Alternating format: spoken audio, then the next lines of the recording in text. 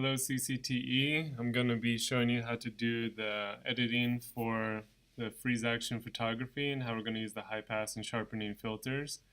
So what I'm going to do first is I have an image selected that we took from our demo. I'm just going to make a quick duplicate, so it'll make out a quick copy.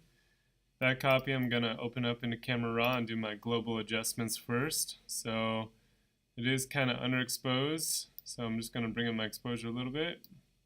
I'm also going to fix my color temperature. It's a little cooler and greener, so I'm just going to bring that up. I could adjust the contrast. Keep in mind, how much detail I want in the shadows and the highlights. We can use the clarity slider here to bring out details. The problem with that is it will also bring details out of the background, so depending on your background, you might want to use that. So I'd maybe do a little bit. There is sharpening as well. So if you want to apply any overall sharpening, keep in mind everything you do in Camera Raw is going to do globally. And so I'm going to show you how to do selectively in Photoshop. So I'm just going to do a teeny bit of sharpening here to the whole image. Next I'm going to open it up into Photoshop. Alright guys, so first thing I want to do is I do want to crop this photo. So if you didn't shoot it rule of thirds, we could obviously crop it so they're on one of the right or left thirds. So I'm just going to move this over a little bit so then Simon lines up on that rule of third line. So there we go. I'm just going to double click or hit the check here to crop it. So now I got them on the rule of thirds.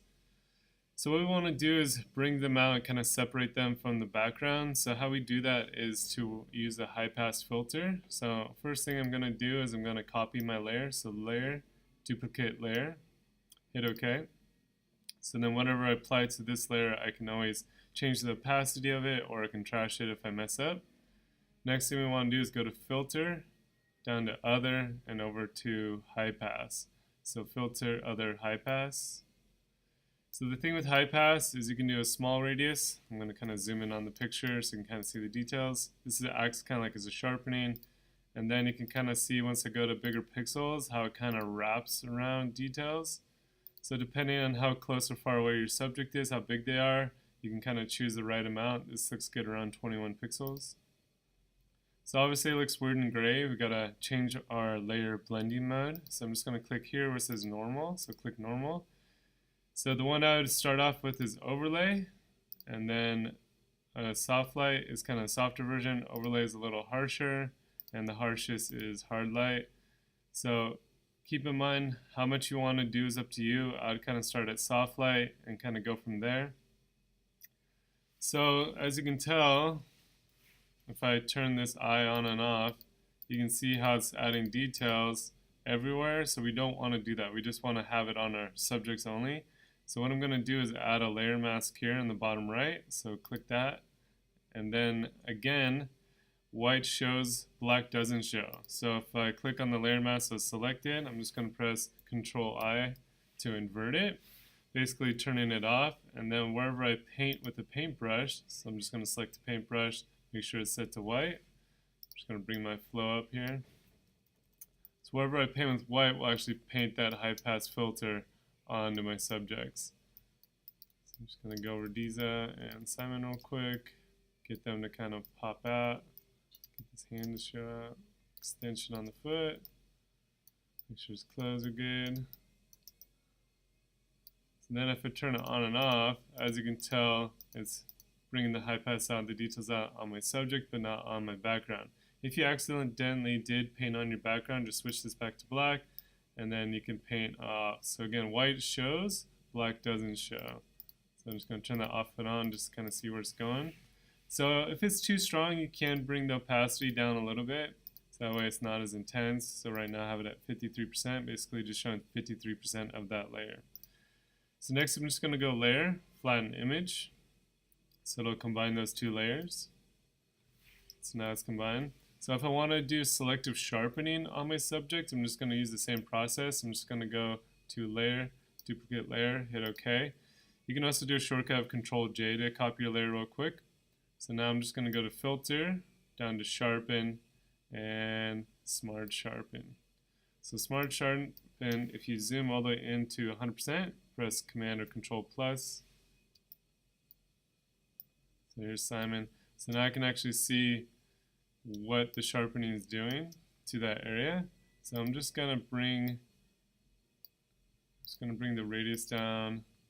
Sometimes it adds noise, so you can reduce noise. So you can kind of play with these settings, how strong you want it with the percentage, how wide of a sharpening do you want. I'm just gonna go maybe starting to look good here at around 2 pixels.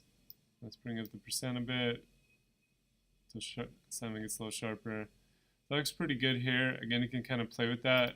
You can set it to different types. If it has a motion blur in the photo, which some of your action shots might, you can switch it to motion blur and then choose the angle at which they were moving.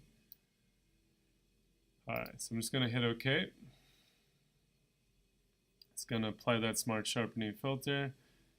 So again, what we're going to do is we're going to add a layer mask, invert it so it's turned off, and then paint with white where we want it to go. So I'm adding a layer mask here. Control I or Command I on the Mac to invert. And then I'm just going to switch my brush back to white, and then wherever I paint with white is going to apply that sharpening filter.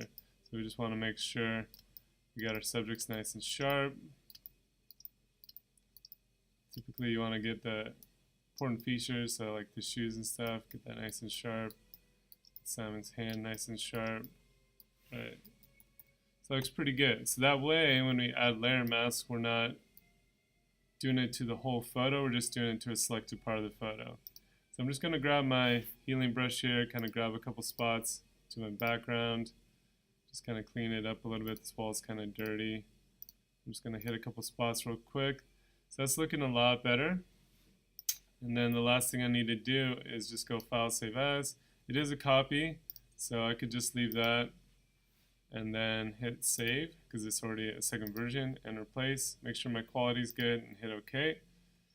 And then I'll just close out Photoshop. So then if I go back, right, we have, should update it in a second. There we go.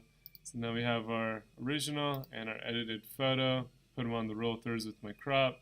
We did a clarity and kind of adjusted stuff in Camera Raw. Then I did a high pass and sharpening just on them and cleaned up the background a little bit. So it looks a lot better. Thanks guys for watching. Hope you learned something.